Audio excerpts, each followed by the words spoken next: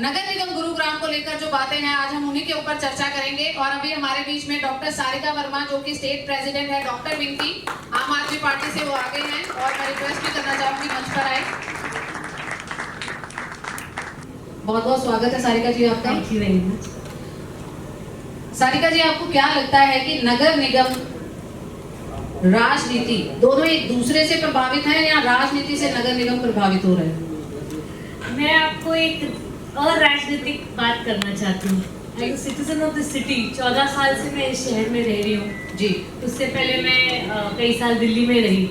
तो हम करोड़ों रुपए का घर खरीद के गुड़गांव इसलिए आए थे कि यहाँ की हाई राइज बिल्डिंग दिखती थी, यहाँ ऑफिस बड़े बड़े थे, बहुत बड़े बड़े हॉस्पिटल बने थे। उस समय मैं दिल्ली के बहुत बड़े हॉस्पिटल में थी।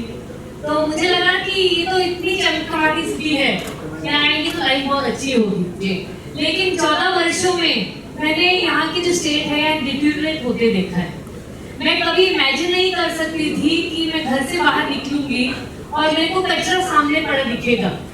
I just could not imagine because मैं कई वर्ष दिल्ली में रही हूँ, मैं बॉम्बे भी ट्रैवल करती हूँ, मैं कई सिटीज, मैं बाहर की तो बात ही नहीं कर रही हूँ। हम सिंगापुर और दुबई की जो मुख्यमंत्री जी बात करते हैं कि गुड़गांव को हम सिंगापुर बना देंगे, दुबई बना देंगे, उनकी तो बात ही नहीं कर रही। इवन बेसिक क्लीनलीनेस, हाइजीन, ये चीजें पिछले कई वर्षों से डिटीरियोरेट हुई है जी। एज ए नागरिक मैं राजनीति नहीं कर रही, मैं अपने घर से बाहर निकलती हूँ, यहाँ सड़क टूटी फूटी मिलती है। अगर बाइक पे जाना चाहें तो डर लगता है कि क्या हम गड्ढा हो जाएगा। मेरा क्लिनिक और मेरा घर 500 मीटर की दूरी पे जी। बारिश हो जाती है तो मुझे ये नहीं पता होता कि रात को 8 बजे मैं घर पहुंच पाऊंगी या नहीं, इतना पानी भर जाता है जी। सो ये जो अनसर्टेनिटी है, ये एक मिलेनियम सिटी को शोभा नहीं देता। पहले हम छोटे शहर थे, हम 5 लाख लोगों का शहर था। समझ आता है कि आपके पास हॉस्पिटल नहीं था, समझ आता है कि आप चीजें रेफर होती थी। अभी हमारे नेबर की डेथ हुई तो पता चला कि 6:30 बजे के बाद यहाँ पे शमशान घाट ओपन नहीं है जी। We are the people, 35 lakh लोगों की सिटी हो गई है। फ्लोटिंग पॉपुलेशन है, मैं मानती हूँ, लेकिन हम एक बड़ी सिटी का तरह से सोच ही नहीं रहे हैं। हम आज भी वही सोच रहे हैं कि जो पेशेंट आए उसको रेफर टू सफदरजंग करके भेजो।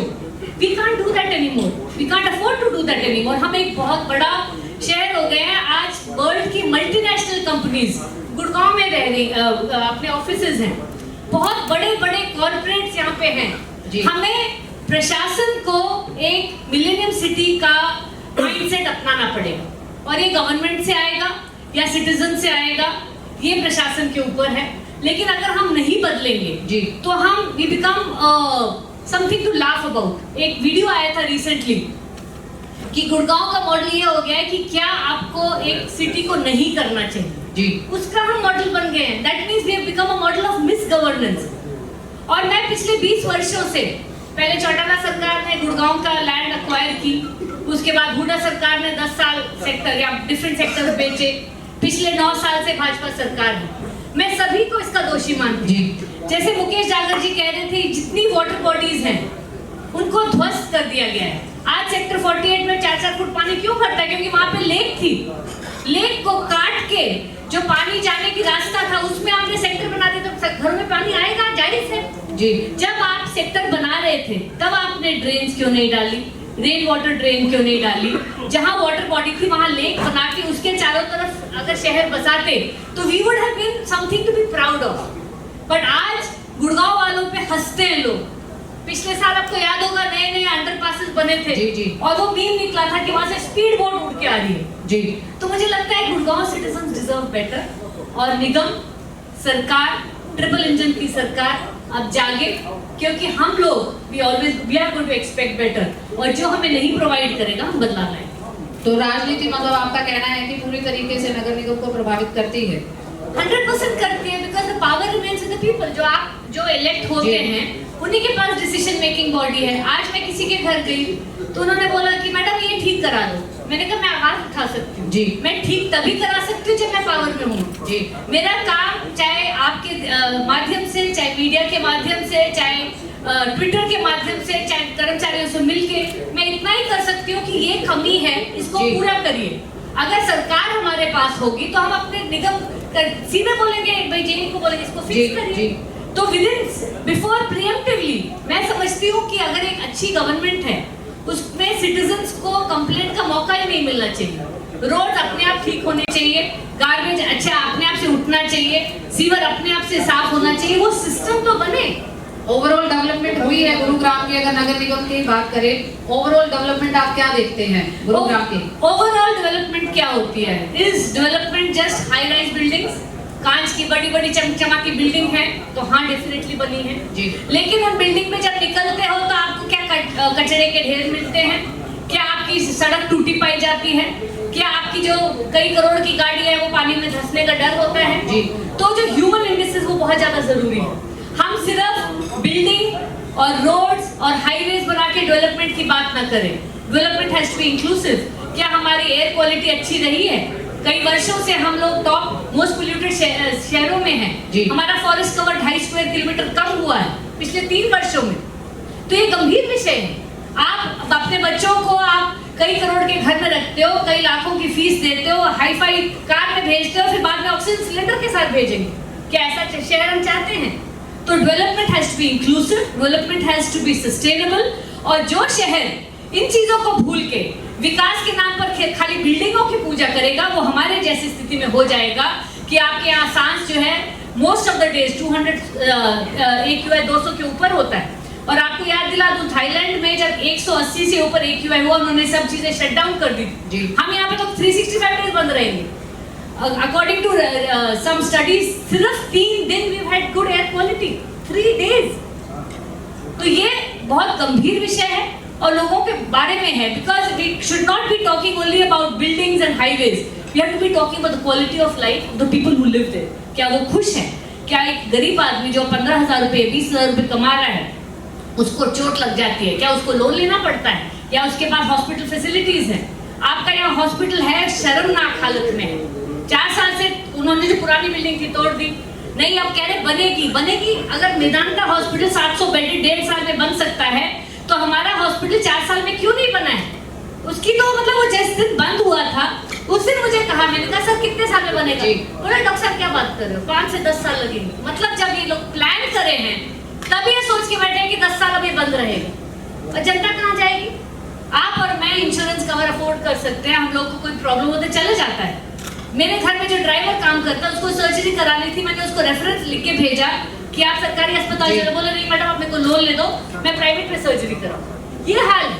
बेसिक फैसिलिटीज कोई भी नहीं अवेलेबल है। चाहे आप छोटी से छोटी चीज, अभी मैं यहाँ बैठी थी मुझे फोन आया जी, हमारे यहाँ पे कल वो गार्डनर पेड़ काट के ट्रिम करके गया है जी, तो जो गार्बेज वाला बोलते मैं उठाऊंगा नहीं। मैंने कहा भैया जो भी आपका होता है उठा ली। मैंने इसके तो पैसे लगेंगे, तो मैं किस चीज के लिए रोड टैक्स दे रही हूँ? मैं किस चीज के लिए सफाई का दे रही हूँ? मैं किस चीज के लिए प्रॉपर्टी टैक्स दे रही हूँ? अगर मेरे घर में मुझे सब कुछ करना है, मुझे अपना रोड भी ठीक करानी है, मुझे अपनी ड्रेन भी ठीक करानी है, फिर मैं टैक्स देना बंद कर दूं? मैं सरकार से बोलूं कि भैया आप मेरा टैक्स रिफंड कर दीजिए, बाकी सब चीजें मैं खुद ही करा लूंगी। Either the government do their job properly or the citizens have to do it. They can't be a middle path. तो नगर निगम में अगर हम भ्रष्टाचार की बात करें, जैसे कि मुकेश जागर जी ने बोला कि शुरुआत से गेट पर ही शुरू होता है और गेट पे जाने के बाद ही खत्म होता है, अदरवाइज चलता रहता है अंदर। आपका क्या कहना है भ्रष्टाचार को लेकर कि नगर निगम में किस हद तक भ्रष्टाचार है या नहीं है? देखिए भ्रष्टाचार होगा क्योंकि पर लेकिन मेरे से किसी ने डायरेक्टली पैसे नहीं मांगे जी, तो मैं ये कह सकती हूँ, लेकिन मेरा काम भी नहीं हुआ। 2018 से मेरी अपनी फाइल है एक नॉन न्यूसेंस सर्टिफिकेट की, रिन्यूअल है, it's not even a new thing जी। मैं 2018 से आज 5 साल हो गए, कम से कम मैं हर साल 3 बार जाती हूँ जी। और पिछले अभी मैं हर 3-6 महीने में जब भी जाती हूँ तो फाइल निकाल के जो भी सेक्रेटरी, हर बार वो बदल जाता है क्लर्क, मैडम ये तो 2021 में रेडी थी, बस साइन करना बाकी है जी। तो 2 साल से अभी साइन भी नहीं हुए जी। क्या वो भ्रष्टाचार की वजह से है या इनकॉम्पिटेंस की वजह से, मुझे नहीं पता।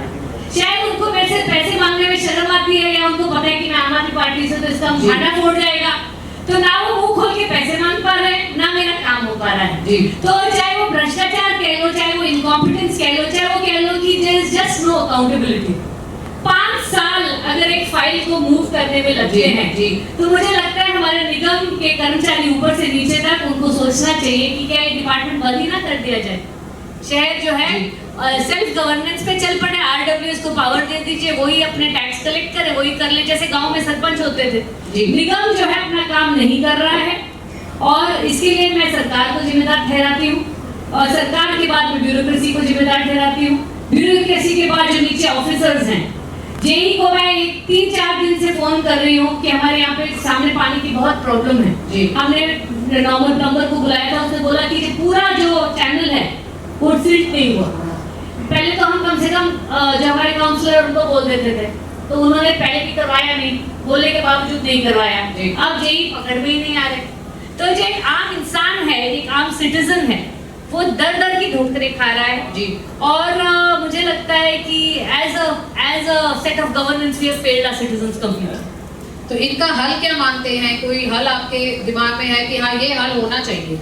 मुझे लगता है हल होगा अगर बदलाव आएगा, ऊपर से नीचे चेंज होना चाहिए। Change always start from the top. Arvind ji कहते हैं कि सरकार के पास पैसे की कमी नहीं है, नियत की कमी है। जी। अब वही सरकार जो दिल्ली सरकार, जो हमारा 30 लाख करोड़ का बजट होता था जी। कुछ साल पहले, आज वो 68,000 करोड़ हो गया है। वही दिल्ली शहर है। जी। कुछ नहीं बदला, सिर्फ गवर्नेंस बदली है, नियत बदली है, ऊपर से जो फाइनेंशियल लॉसेस होते हैं वो बदल गए। तो अगर हम निगम में starting with the mayor, starting with the councillors, अगर हम यहाँ पे एक अच्छी कैंडिडेट्स लाए, एक साफ राजनीति लाए, एक करप्शन फ्री गवर्नेंस लाए, एक मौका दे के देखें अगर बदलाव आता है। क्योंकि फिर मुझे लगता है अगर मान लीजिए मेयर कहता है कि भाई there will be zero tolerance, within 7 days एक इंक्वायरी बिठाई जाएगी कि इस पे आपने एक्शन क्यों नहीं लिया, एक एक कंप्लेंट को एड्रेस किया जाए। अगर सिटीजंस और आरडब्ल्यूएस को पावर दिया जाए कि वो डायरेक्टली एक्सेस कर सके अपने काउंसलर्स को, एक सिस्टम बनाने की बात है, ट्रांसपेरेंसी लाए कंप्लेंट्स में, मुझे लगता है 3 महीने के अंदर ये शहर सुधर सकता है, यहाँ की सुविधाएं अच्छी हो सकती है और हमारे सिटीजंस की लाइफ बेटर हो सकती है। बहुत बहुत धन्यवाद सारिका जी हमारे साथ बात करने के लिए। रिक्वेस्ट करूंगी प्रवीण जी कृपया करके मंच पर आए।